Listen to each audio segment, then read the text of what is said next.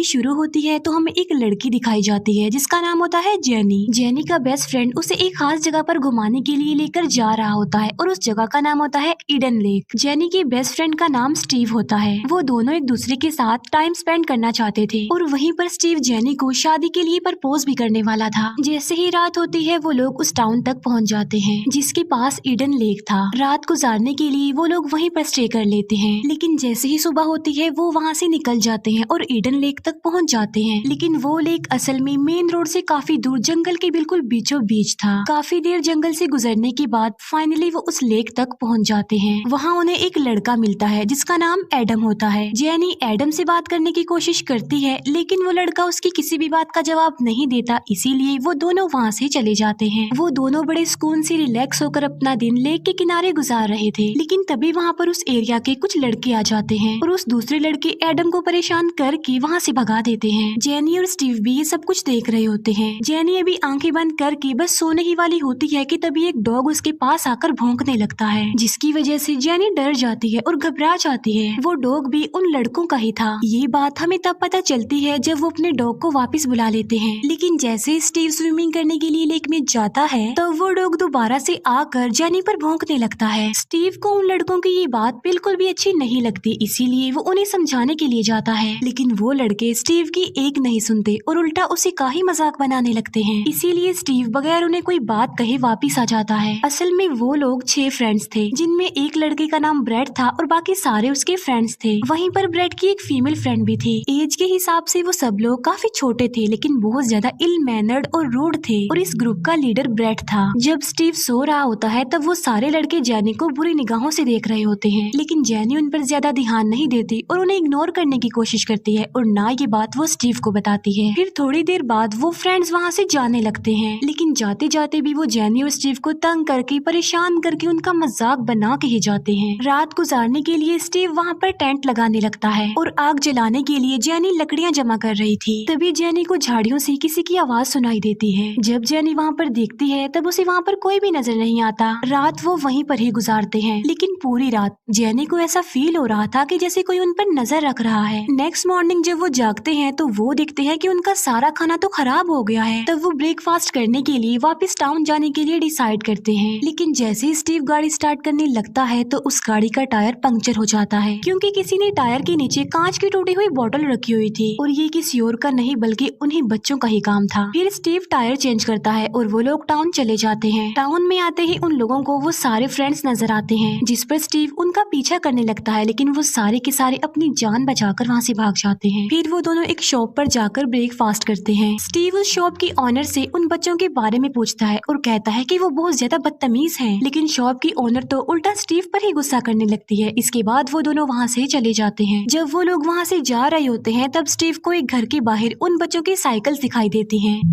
इसीलिए स्टीव उन बच्चों को पकड़ने के लिए उस घर में चला जाता है, लेकिन उस घर में तो कोई भी नहीं होता। लेकिन इतनी ही देर में उस घर का मालिक वहाँ पर आ जाता है। तब स्टीव उससे बचने के लिए ऊपर वाले फ्लोर पर चला जाता है और वो घर किसी और का नहीं बल्कि ब्रेड का होता है और स्टीव ब्रेड के रूम में चला जाता है। तभी ब्रेड का फादर उसे ढूंढने के लिए वहाँ पर आता है और यहाँ पर स्टीव फंस चुका था। अब क्योंकि स्टीव के पास और कोई ऑप्शन नहीं था, इसीलिए वो विंडो से बाहर लटक कर नीचे आ जाता है। स्टीव आकर जल्दी से गाड़ी में बैठ जाता है और जेनी को कहता है कि जल्दी से यहाँ से गाड़ी भगाओ, और फिर वो दोनों वहाँ से निकल जाते हैं। फिर वो दोनों लेक पर वापस आ जाते हैं, लेकिन जेनी को अपना हैंडबैग नहीं मिल रहा था जिसमें उन लोगों के मोबाइल फोन्स और गाड़ी की चाबियां थी। इस बात की वजह से स्टीव काफी परेशान हो जाता है और वो अपनी गाड़ी के पास जाता है, लेकिन वहाँ जाकर देखता है कि उनकी गाड़ी भी वहाँ पर नहीं है बल्कि गाड़ी भी वहाँ से गायब है। तब वो लोग डर जाते हैं और पैदल ही वहाँ से निकलने की कोशिश करते हैं, लेकिन तभी कोई सामने से आकर उन्हें की गाड़ी से उनको हिट करने की कोशिश करता है, लेकिन वो दोनों किसी तरह बच जाते हैं। हम देखते हैं कि उनकी गाड़ी में कोई और नहीं बल्कि वो फ्रेंड्स और बच्चे थे और उस गाड़ी को ब्रेड चला रहा था। फिर वो गाड़ी को लेकर वहाँ से भाग जाते हैं। वो दोनों एक बार फिर से पैदल चलने लगते हैं, लेकिन चलते चलते उनको रात हो जाती है। स्टीव को एक जगह से उन बच्चों की आवाज सुनाई देती है, इसीलिए वो उसी तरफ ही चले जाते हैं। वहाँ जाकर उन लोगों को वो बच्चे मिल जाते हैं। स्टीव उन लोगों से अपनी गाड़ी मांगता है, जिस पर ब्रेड कहता है कि हम लोगों के पास नहीं है तुम्हारी गाड़ी। स्टीव कहता है कि हमारा बाकी सामान भी दो, हमारा हैंड बैग दो। तब ब्रेड एक बार फिर बोलता है कि वो भी हमारे पास नहीं है। जेनी दिखती है कि वो बच्चे बहुत बदतमीज है, वो नहीं देने वाले कुछ,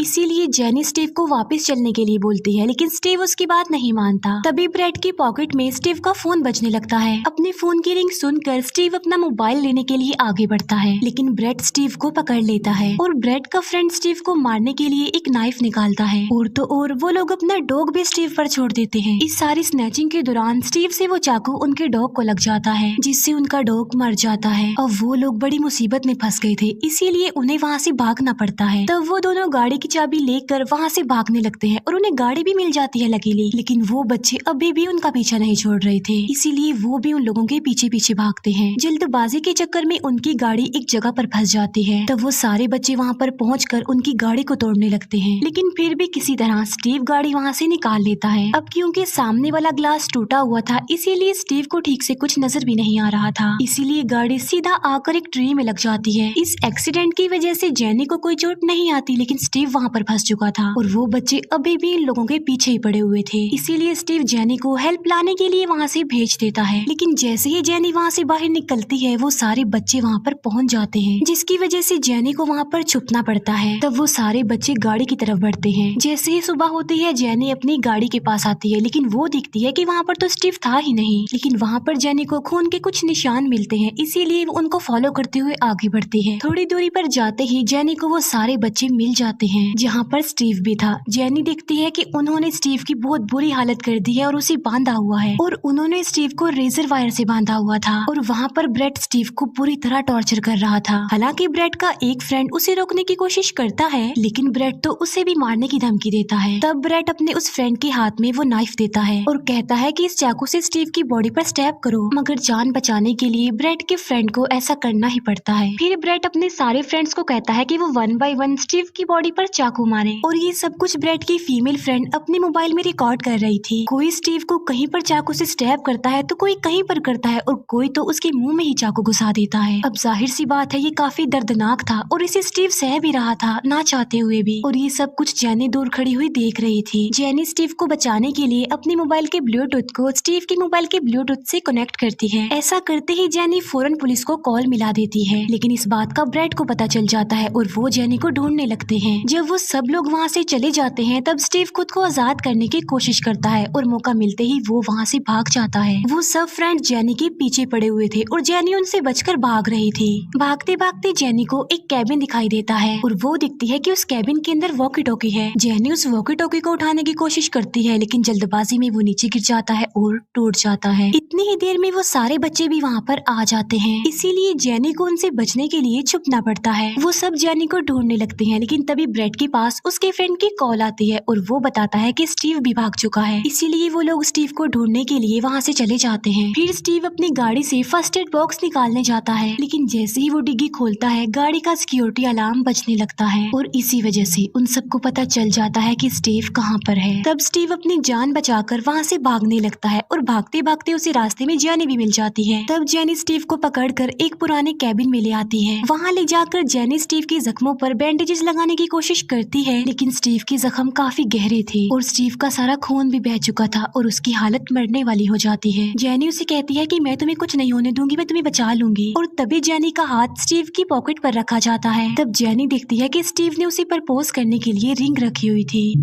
ये देखकर जेनी काफी अपसेट हो जाती है, क्योंकि स्टीव की ऐसी हालत हो गई है कि अब वो उसे प्रपोज नहीं कर सकेगा। इतनी ही देर में ब्रेट और उसके बाकी फ्रेंड्स भी वहाँ पर आ जाते हैं। वो कैबिन के अंदर घुस जाते हैं, लेकिन उन्हें कैबिन में कोई भी नहीं मिलता, क्योंकि जेनी स्टीव को लेकर कैबिन के नीचे पानी में छुपी हुई थी। लेकिन स्टीव बेहोश हो जाता है, फिर भी जेनी उसे संभाल कर रखती है। जब सारे बच्चे वहाँ से चले जाते हैं, तब जेनी स्टीव को लेकर बाहर आ जाती है और वो स्टीव को लिटा देती है। जेनी सोचती है कि स्टीव की हालत काफी खराब है और अगर इसको हेल्प ना मिली तो ये मर जाएगा। ये सोचकर जेनी उसे वहीं लिटाकर हेल्प लेने के लिए खुद वहाँ से चली जाती है। जेनी को वहाँ पर एक इलेक्ट्रिसिटी टावर दिखाई देता है और वो उसे फॉलो करते करते आगे बढ़ती है, लेकिन जेनी का पैर किसी नोकदार चीज पर आ जाता है और वो नुकीली चीज जेनी के पैर के आर पार हो जाती है, जिसकी वजह से जेनी को काफी पेन होती है और उसकी चीख निकल जाती है और उसकी चीख की आवाज ब्रेट सुन लेता है और अब वो उसी की तरफ ही बढ़ रहे थे। फिर जेनी किसी तरह वहाँ से उठकर छुप जाती है और उस नुकीली चीज को अपने पैर से निकालने की कोशिश कर रही थी, लेकिन वो तो निकल ही नहीं रही थी। तब जेनी उस नुकीली चीज को अपने पैर के आर पार करके निकालती है। तब जेनी रेंगते रेंगते आगे बढ़ती है और तभी वहाँ पर वो बच्चा एडम भी आ जाता है, जो उन्हें मूवी की स्टार्ट में भी मिला था। जेनी एडम से वहाँ से बाहर निकलने का रास्ता पूछती है। तब एडम जेनी को वहाँ से लेकर आगे चलता रहता है, लेकिन रास्ते में एडम एक जगह रुक जाता है और अपना मोबाइल यूज करने लगता है। जेनी एडम से उसका मोबाइल मांगती है लेकिन वो उसे अपना मोबाइल नहीं देता। तब जेनी उसे उसका मोबाइल छीन लेती है और तभी वहाँ पर ब्रेट और उसके बाकी फ्रेंड्स भी आ जाते हैं और उस गैंग को वहाँ पर एडम ने ही बुलाया था मैसेज करके। वो लोग जेनी को मारकर बेहोश कर देते हैं। जब जेनी को होश आती है तो वो खुद को एक ट्री के साथ बंधा हुआ पाती है और उसकी चारों तरफ उन लोगों ने लकड़ियां रखी हुई थी। तभी जेनी टर्न करके देखती है और वहाँ पर वो स्टीव को देखती है जो कि अब मर चुका था और उसे ब्रेट ने मारा था और अब वो सारा गैंग उन लोगों को जलाने जा रहे थे। वो उन दोनों की चारों तरफ पेट्रोल छिड़कते हैं और ये सारा कुछ ब्रेट की फीमेल फ्रेंड अपने मोबाइल में रिकॉर्ड कर रही थी। ब्रेट एडम को काफी फोर्स करता है आग लगाने के लिए। तब एडम आग जलाकर स्टीव के ऊपर फेंक देता है और जेनी उसे अपनी आंखों के सामने ही जलता हुआ देख रही थी। जेनी उन लोगों से ऐसा ना करने की काफी रिक्वेस्ट करती है लेकिन वो लोग तो उन्हें जलता हुआ देखकर काफी खुश हो रहे थे। स्टीव के जलने की वजह से जेनी की रस्सी भी जल जाती है और अब जेनी आजाद हो जाती है। उसे भागने का मौका मिल जाता है, इसीलिए मौके का फायदा उठाकर जेनी जल्दी से वहाँ से भाग जाती है। ब्रेट जेनी को धमकाता है कि अगर तुम वापस ना आई तो मैं एडम को भी जला डालूंगा। ये बात जब जेनी सुनती है तो वो रुक जाती है लेकिन तब तक ब्रेट एडम को जला चुका था और इसी वजह से जेनी को वहाँ से भागना पड़ता है। फिर जेनी भागते भागते एक ऐसी जगह पर पहुँच जाती है जहाँ पर उस जंगल का मैप था। तब जेनी वो कांच तोड़कर उस जंगल का मैप निकाल लेती है। तभी वहाँ पर जेनी को किसी की आवाज आती है और वो करीब पड़ी हुई काफी बड़ी डस्टबिन में जाकर छुप जाती है। उस डस्टबिन में काफी महीनों पुराना गार्बेज पड़ा हुआ था जिसकी काफी गंदी स्मेल आ रही थी। लेकिन अब क्योंकि जेनी ने अपनी जान तो बचानी थी ना, इसीलिए वो चुपचाप वहीं पर ही बैठी रहती है। उनके जाने के बाद जेनी बाहर आ जाती है। जेनी ने अपनी शर्ट का एक टुकड़ा फाड़ लिया था और उसमें उसने कांच का एक टुकड़ा रख कर हथियार बना लिया था। अभी जेनी वहाँ पर खड़ी होती है कि तभी वहाँ पर ब्रेट का फ्रेंड आ जाता है और जेनी वो कांच का टुकड़ा जल्दी से उसकी गर्दन में घुसा देती है और ब्रेट का वो फ्रेंड भी मर जाता है। फिर उन लोगों को अपने फ्रेंड की डेड बॉडी मिल जाती है। उसकी ऐसी हालत देखकर ब्रेट का एक फ्रेंड वहाँ से जाने की कोशिश करता है लेकिन ब्रेट उसे ऐसा करने से मना कर देता है। लेकिन ब्रेट का वो फ्रेंड जब उसकी बात नहीं मानता तब ब्रेट उसे इतना मारता है कि उसे जान से ही मार डालता है। ब्रेट का ये रूप देखकर उसकी फीमेल फ्रेंड भी वहाँ से भाग जाती है। इसके बाद जेनी उस जंगल से निकलकर बाहर आ जाती है। वहाँ पर जेनी को एक गाड़ी दिखाई देती है जिससे वो हेल्प मांगती है और वो गाड़ी वाला जेनी को गाड़ी में बिठा लेता है। लेकिन वो वहाँ से निकलने की बजाय गाड़ी को दोबारा जंगल में ही लेकर जा रहा था क्योंकि वो वहाँ पर किसी को ढूंढने आया था। जेनी उसे वहाँ से गाड़ी मोड़ने का कहती है लेकिन वो जेनी को दोबारा वहीं पर उसी लोकेशन पर ही ले आता है। तब मौका मिलते ही जेनी गाड़ी को घुमा लेती है लेकिन तभी अचानक से गाड़ी के सामने ब्रेट की वो फीमेल फ्रेंड आ जाती है। लेकिन अब क्योंकि जेनी के दिल में बदले की आग थी इसीलिए जेनी गाड़ी नहीं रोकती,